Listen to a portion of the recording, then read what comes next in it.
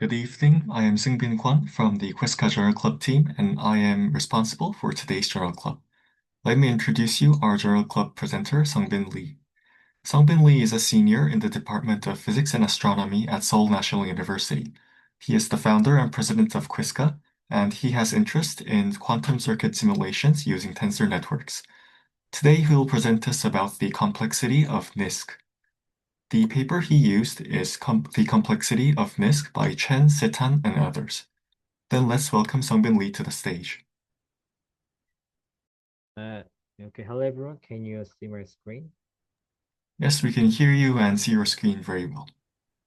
Okay, so thank you very much for inviting me to this journal club. So my name is Sangbin Lee. As introduced, I am a senior. I'm currently graduating at the Department of Physics and Astronomy at Seoul National University. And today I would like to give you a brief introduction of the complexity of NISQ, the noisy intermediate scale quantum computers, where it exactly lies between classical and ideal quantum computers to see which problems it can and it cannot solve by using several theoretical arguments. Since this is about a 30-minute long presentation, I guess I will mostly skip the exact details on like analytical, how to derive analytically all of these arguments, because honestly, I didn't fully understand it myself. So I will just give you a brief summary of how to give you all of the complex arguments, also give you a brief intuition on how to use this to solve more complexity classes. Okay, so I will start my presentation now. Before I start, I would just like to give you a brief introduction of already exactly known relationships in quantum computing or quantum complexity theory. There are more relationships that I've shown you here before, but this is one of the major major relationships that already been shown. So obviously, this P is subset of the BPP is also a subset of BQP, which stands for bounded quantum polynomial. This stands for bounded probability polynomial, means solving classical problems in a polynomial probability. So obviously this P, the problem that classical computers can solve exactly, is probably 100% should also be bounded in BPP, should also be bounded in BQP, should also be bounded in PP, which is like a decision version of the sharp P problem. And one keynote is that if you allow post-selections for like arbitrary quantum computers, or in short, for arbitrary IQP circuits that is given as the product of Hadamard's, the diagonal gates, and also Hadamard, also has the same power as the PP, which is much stronger, expected to be much stronger than the BQP scale. So proving these relationships is not that hard. You can just use this kind of gadgets to show that any quantum circuit that can be represented in Hadamard's, the T gates and control Z gates, when there is a Hadamard, when there is a Hadamard after the diagonal gates, the T or control Z gates, we can just extract this Hadamard by using post-selecting in a zero basis, and also like using ancillas that is initialized in zero states, so that we also have just like Hadamard in front of the control system. So that would be proving why IQP circuits is kind of universal under post-selection. So another known result is that BPP lies in the second order of the polynomial hierarchy. So it means that if NP is like combined BPP, means the polynomial hierarchy collapses to its second level. Also, if we allow post-selection for classical computers, then post-selecting the power of post-selections for classical computers is lies far beyond the power of quantum computers with the power of post-selection. So this also holds. So it means that if quantum computing BPP is equal to BQP, it means that the polynomial hierarchy collapses down to the fourth level, which I guess hardly anyone believes in. So that's one of the key reasons why quantum computing is thought to have more exponential power over classical computers. It will be one of the theoretical arguments. But obviously, this results does not incorporate what noise is placed in this level. For instance, if you allow noises for quantum computers, because obviously for like noise intermediate scale quantum computing era, the NISQ era, we have noises. So we should be able to determine whether noisy quantum computers really does have the power of, has the exponential advantage over classical computers. That's what that's the reason why I guess the complexity of this paper, I guess published in Nature Communication, is very important for quantum computing theories. So long story short, I will just first define what is the NISQ complexity classes. So in this paper, they use single qubit depolarizing noises. So they can, but in but obviously, I guess all of the arguments here can also be applied to arbitrary noise settings. But for the like specific uh, time, I will just focus on the polarized noise. So NISQ, the noisy intermediate scale quantum complexity classes, is defined as first you prepare a noisy, just n qubit, initializing all zero states in a computational basis. You apply arbitrary layers of noise to qubit gates because a Hadamard, a T, and a control Z get forms a universal gate set. So two qubit gates is like usually enough. And finally, we perform a noisy computational basis measurements on all of the qubits simultaneously. That would be the definition of a noisy intermediate scale quantum complexity class. From now on, I'll just call this NISQ class for sure. So you can forget anything that I said in this presentation because as you can see here, it's a 56-page long slide, and obviously I cannot do all of this in a 30-minute presentation. You just only have to memorize these summary parts after the presentation. So the NISQ class, the power head is like more stronger than the BPP, which means for classical computers. You can prove this by showing that for some problems, these has per polynomial speedup over classical algorithms, which, as defined here, is the robustified Simon's problem, which I will explain just a short after. But at the same time, these computers, these classes, is weaker than a full noiseless quantum computing class, the BQP class. So it means that NISQ is not as powerful as fault-tolerant quantum computers, which is obviously kind of intuitive and expected. So both of these can be proved by using a Simon's problem. The Simon's problem is defined as this follows for a certain function f defined as this 0, 1n to the 0, 1n, and also showing that fx is like 2 to the 1 with fx equals to fx plus, this is actually a direct sum of s, or 1 to 1. So Simon's problem is distinguishing whether f of x is 2 to the 1 or 1 to the 1 by querying. So there's a black box that takes into an input a bit and outputs a bit. So if you have a black box that has this effect given as a query, how many times you have to query to distinguish whether this fx is a 2 to the 1 function or 1 to the 1. That also means that whether s is 0 or non-zero. So if s is 0, then it's a 1-to-1 function. So this will be the definition of Simon's problem. And we can modify this Simon's problem to show that for certain Simon's instances, NISQ does have power over BPP.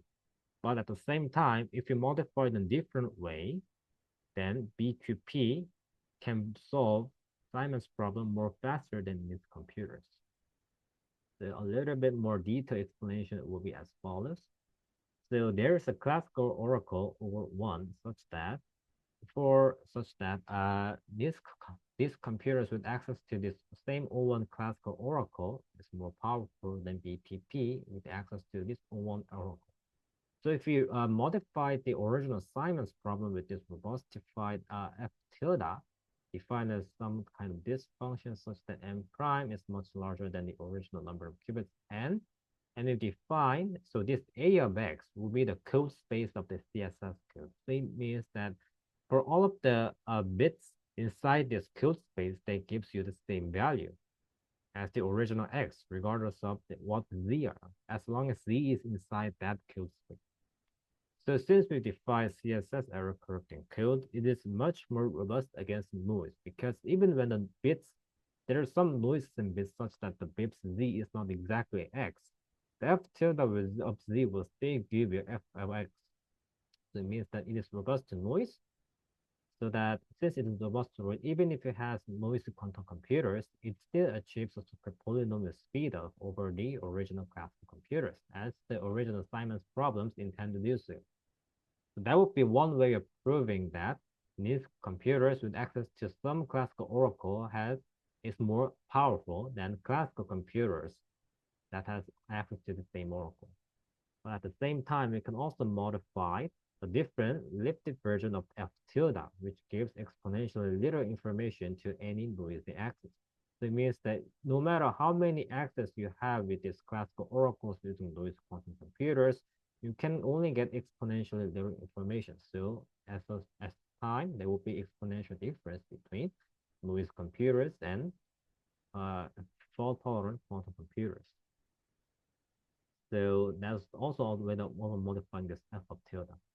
So it requires exponentially more cores than fault-tolerant quantum computing. So this I'll just skip from now on. So this is basically the summary of all of my talks. So another example other than the Simon's problem, more practical problems will be on like Grover's problem or the Bernstein-Bazzurani, and finally the shadow tomography. So Grover's algorithm is finding x such that it gives f of x equals to 1 for certain unknown omega, and it gives 0 for rest. So Grover's algorithm is finding this omega. So obviously for classical computers, it would take 2 to the n exponential queries to find this omega, because there's 2 to the n possibilities. By using Grover's algorithm, we can do the classical computers give a quadratic speedup. For noisy quantum circuits, in this paper, they show that this kind of scaling is required. So it means that you have to suppress the noise rates at the exponentially inverse order as a number of qubits, so that you would have any advantage over classical computers. So lambda has to be exponentially small to reach this BQP level. For Bernstein-Bazzurani problem, which is to find unknown s when the oracle f of x is given as x dot s. For this setting, the noise rates only has to be smaller than a certain constant. For this proof, it is 1 over 24, but this is not the optimal limit. It just states that it only has to be in the order of like order 1 constant, smaller than, rather than the exponential small for Grover's algorithm. For shadow tomography, which is to learn the trace of low p for some Pauli observables p up to a constant error, NISQ computers in this setting gives exponential of lambda n curves compared to the BQP circuits in the order of n curves. So it means lambda has to be in the order of inverse number of qubits order, or for it to have similar curve complexity as noiseless quantum computers of FTQC quantum computers. So I guess this shadow tomography will be the most useful for like any kind of practical purposes. Obviously, this Bernstein-Bazzurani problem is, I guess, kind of very artificial, and obviously, in real life, I'm not sure whether there's any oracle f of x that will give it explicitly this kind of thing. This is a little bit of disappointing, I guess, a little bit of disappointing, because for more useful problems, it requires like exponentially or at least polynomially small errors, while for less useful problems, it gives you the scaling as the scaling of errors less than a constant. So I will first just basically summarize the NISQ complexity classes. So depth 1 unitary is defined as a tensor product of 2 qubit unitary. So that will be a depth 1. So if it is a 2 qubit unitary, just tensor product is still a product of 2 qubit qubit gates, 2 qubit gates. So the output of a NISQ computer will be like first start with 0, then apply depolarizing noise channels for n copies. Then you apply a unitary, a t depth 1 unitary, then apply a depolarizing noise channel, also apply depth 1 unitary, and so on, up to all the way to the t for the depth t part. So it will be a lambda noisy depth t quantum circuit. So any NISQ algorithm is defined as for the Turing machine M that can query a NISQ computer to obtain an output bit string S for any number of times. So S is a bit string outputted from a noisy quantum circuit with the noise level lambda. That outputs a bit string according to this probability of PS. So S is a bit string that's outputted by the probability according to PS. So it is a sampling machine for these NISQ algorithms. Obviously, this NISQ complex will give us as for language L, that is like for language L, this star basically gives you the all of the possible configurations of the zeros and ones here. So from 000 to 111 all the way to the infinite limit. So this NISQ complexity means that for certain bits that is included in a certain subset of this language, if a certain bit string is included in this language, then the NISQ algorithm A lambda we defined previously should output 1 with probability at least 2 to the 3. When it is not included, when X is not included in this language L, which is a subset of all possible bit configurations, then it should output 0 with probability at least 2 to the 3. So that's also same. It's also basically a same definition that also applies for VPP and BPP. Wow, yeah, that's it for this part. For NISQ algorithms with access to Oracle O, so this is not an algorithm, it is an algorithm plus an Oracle. So we have to keep in mind that for quantum algorithms that access to classical oracles, it should query both the classical query. So the classical query is large O, which outputs a m-bit bit string, O of X. It also has access to noisy quantum circuits and noisy quantum circuit that has noise lambda, which also outputs a random m prime bit string S.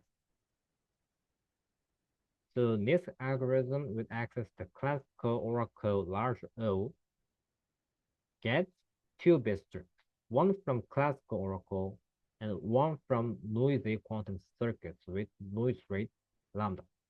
So it has access to two bit strings, not one. So that will be the main difference between noisy algorithms with access to classical oracle and classical algorithms that has access to classical oracle. So the figure will be given as this follows. So it will be a noisy circuit query. It has access to noisy quantum devices that input circuit A, then outputs bit string S. But it also has a classical oracle that inputs bit string X and outputs bit string Y, which will be some kind of function of O of X. Note that Y and X does not have to be the same length. So if the bit string X is length of n, then Y can be length n prime. So these three representations will give you how many queries these noisy or other classical circuits have performed. So these blue lines will give you a quantum query that has access to noisy quantum devices, and obviously this kind of setting will have exponentially different outcomes because the bit string S is outputted in the probability order, some according to probability distribution P of S. So there will be several different possibilities. So that's why this will be as a tree representation, not just a single line. It's also applied for the second order, whether you apply classical query or noisy circuit query. So it can apply both of the queries. You can choose between noisy quantum devices and classical. So the length of these tree representations will give you the number of maximum queries that you have performed during your algorithm. So the tree representation of these NISQ algorithms, the total number of classical quantum oracles made along any route to leaf path is at most n. We said that the current complexity of the algorithm is at most n. So it means that the length of the tree, total tree, is at most n, and the current complexity is also at most n, which is, I guess, pretty much fairly expected and very trivial. And obviously, getting for certain bits u or root r, the probability of going through that certain tree will be a product of the classical and quantum curves. So obviously, as as you go through different tree layers, there will be exponentially more possibilities. The probability of selecting any individual route to leaf path will be also given as a product, which will be uh, suppressed as you go into deeper layers. So this true representation is important because it gives you the upper bound of the total variation distance. So when the curve complexity is n, and when the individual distribution of children is at most epsilon far away from the original distribution in total variation, then the distribution over the leaves of different trees, T and T prime, is at most epsilon n far in total variation. So if any individual instances is epsilon far apart, and we have n different queries, then the total variation distance between the two trees or two leaves are at most epsilon n. So you can also prove this by using some arguments, but I will just skip the part. So this is very important, is that the total variation distance will give you the how many number of curves you have to perform. Like for instance, you want to distinguish two different tasks. And to do that, you will have to achieve number of queries that will be in the inverse order of epsilon in these cases. Because usually if you take a random guess, and the total variation distance will be 1. So if you want to achieve any better performance than the order of 1, then you have to hurry it at least in the order of 1 over epsilon, when for epsilon defined as this value. So that's the reason why we should consider TVD or total variation distance when computing the query complexity. So that's one of the reasons why we use the true representations. The basic argument, as I told you before, will be given as this follows: for any pure states, if for two different channels, epsilon 0 and epsilon 1, if their trace distance for all pure states is like upper bounded by epsilon, then the distribution over a B string S, when A has access to two different channels respectively, will be upper bounded by this epsilon times T for any depth T quantum circuit A. So the proof is as follows. So you first define a pure state, and then this is a mixed state. You define a mixed state here, and then you apply, I guess, the Jensen inequality. Maybe I'm not sure, but you can basically prove this as a T times the supremum of epsilon minus epsilon. So you have the slides. I guess I'll upload the slides after the presentation. You can just check it for yourself.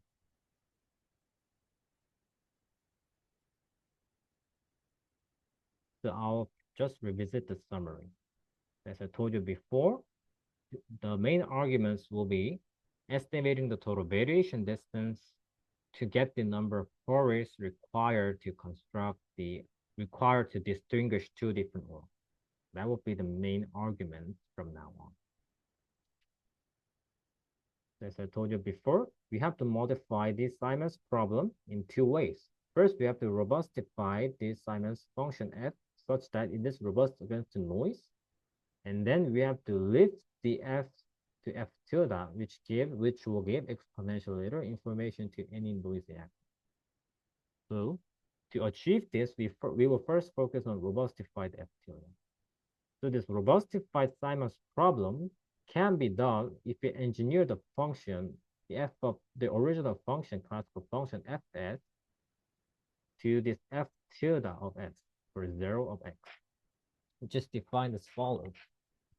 For if there exists a unique choices of individual bits b1 to the b of n prime in 0 or 1 format such that all of the bits xi are included in a certain code space of a CSS code that will be a of bi. So this obviously depends on the choices of bits bi, and r will be the I guess the m to the r bits defined as the order of log of m prime. So r is basically close to the constant here, not exactly constant, but kind of close to constant. Then for any bits included in that code space, it will always give you the same results. The f of x of b1 to the bn prime for the originally defined classical function. So we use CSS code to make it robust against noises. As long as it is lies in the same code space, then it will give you the same result. And it will just give a 0 for other instances.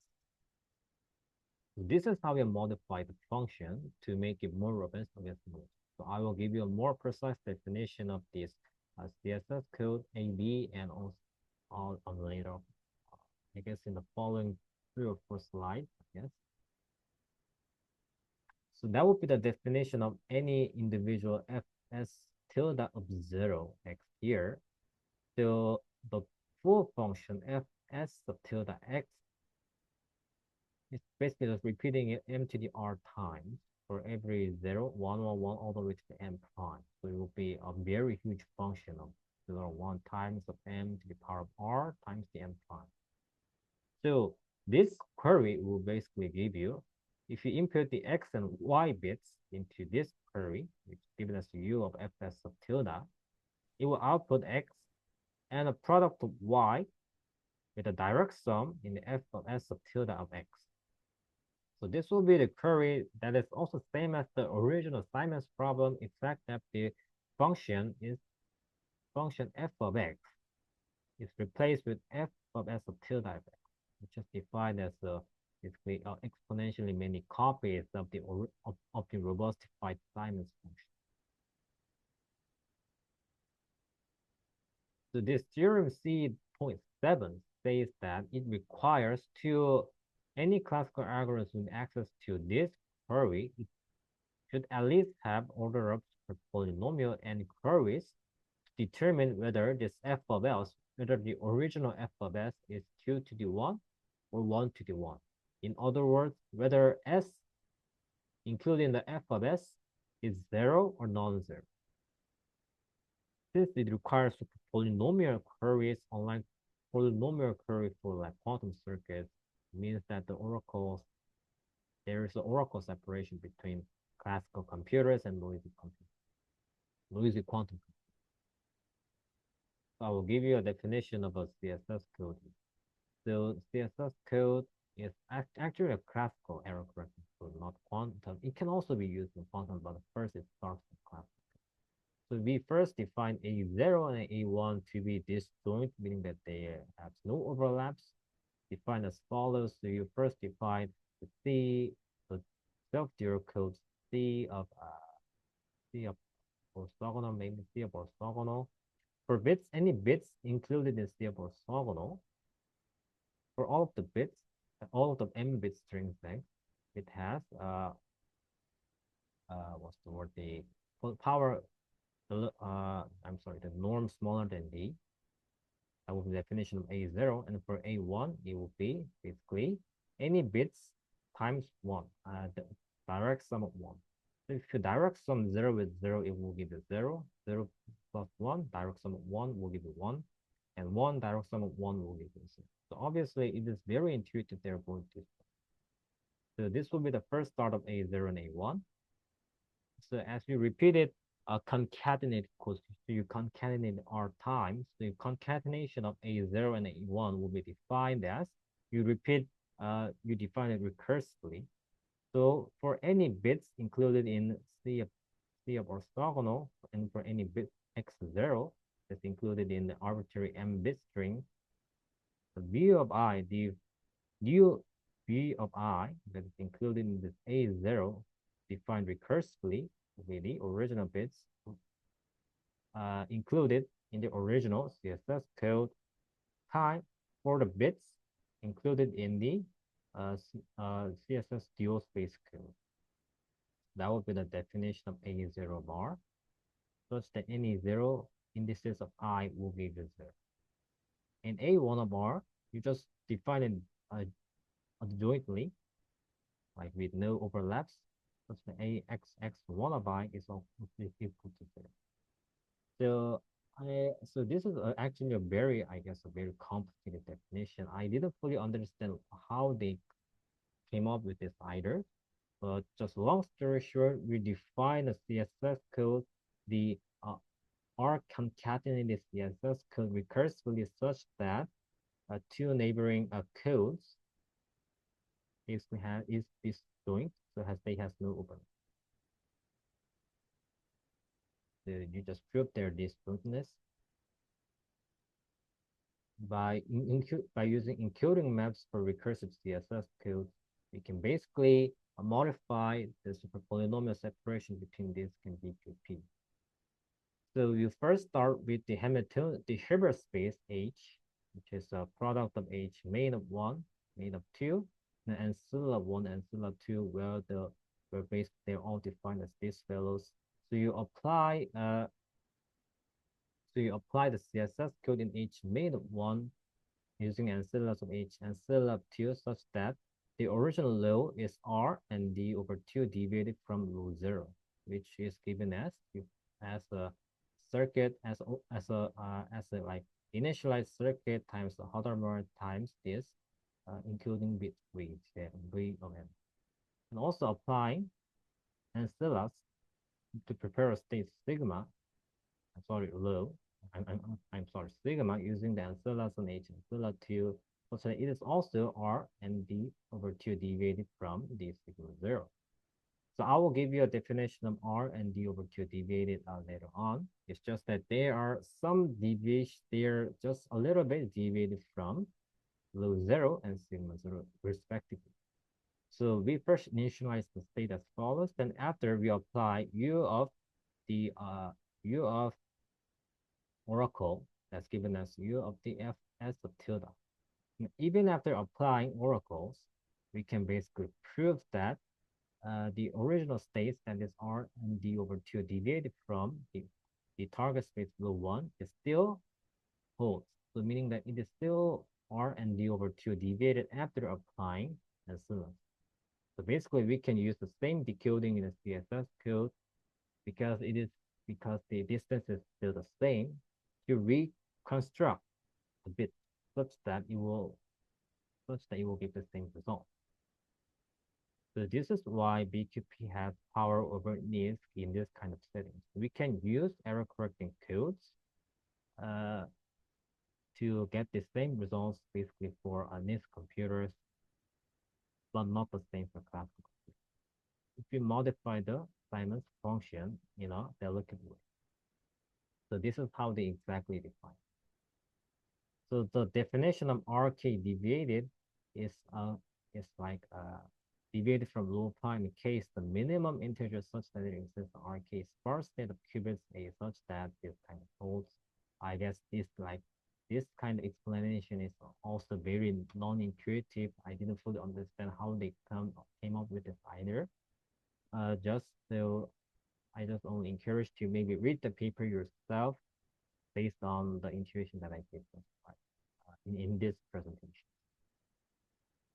So I guess I already skipped the 30 minutes, so I'll be very quick. Skip all the parts here. Now, first, in the next part, I will define the lifted Simon's problem that gives separation between this and classical, I'm sorry, FTQC. So we also modify the original f of x that has n bit strings into lift of the version of f tilde, such that it has 2n bit input rather than n. So it will give you f of x when the n plus 1 to the 2n bits is all 0, 0 otherwise. So we define the Lipton Simons problem as this fellow. And we also define the oracle O of F tilde in the same fashion as we did for classical Simons problem. So if you define the oracle in this way, then it's not hard to see that in the absence of depolarizing noises, a minor modification still works under this list because we only add zero term here. So basically, so it's not much different from the original Simon's problem. So any BQP or FTQC quantum computers can still solve it like in order, like in the same order, but not for noisy quantum computers. Now I'll give you a brief introduction of why is that the case. So this is done by proving by getting the total variation distance. So when we use T as a learning tree corresponding to this NISQ algorithms, then the total variation distance is at most n squared times exponential minus in the order of lambda n bar in total variation from the origin distribution. So since this will be the total variation distance, for this to be in the order 1, the number of queries has to be, so number of query large n has to be in the order of exponential of lambda n. So this will be the main statement why you need exponential number of queries for noisy quantum computers. Because the total variation distance scales in this order.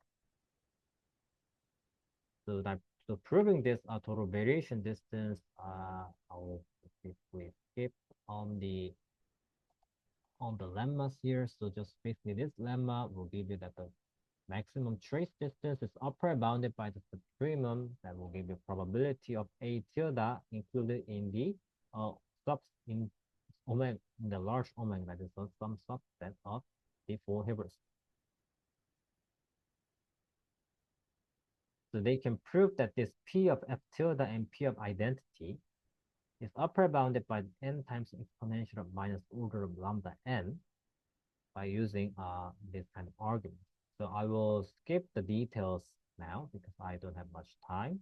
Just long story short, since total variation distance scales in this order, you need at least exponential number of queries for noisy quantum circuits to distinguish whether whether f is 2 to the 1 or 1 to the 1 function if you only have access to an oracle O of F tilde. That would be the key reasons why there is also differences between noisy quantum computers and FTQC. So I guess that's it for my presentation today. There's also slides on like proving this for Grover's algorithms, Bernstein-Vazirani problems, and shadow tomography, but I guess for the sake of time, I will skip all of the parts. If you're more interested, you can just contact me personally, and I will give you a brief summary of this result as well. So thank you for listening to my presentation.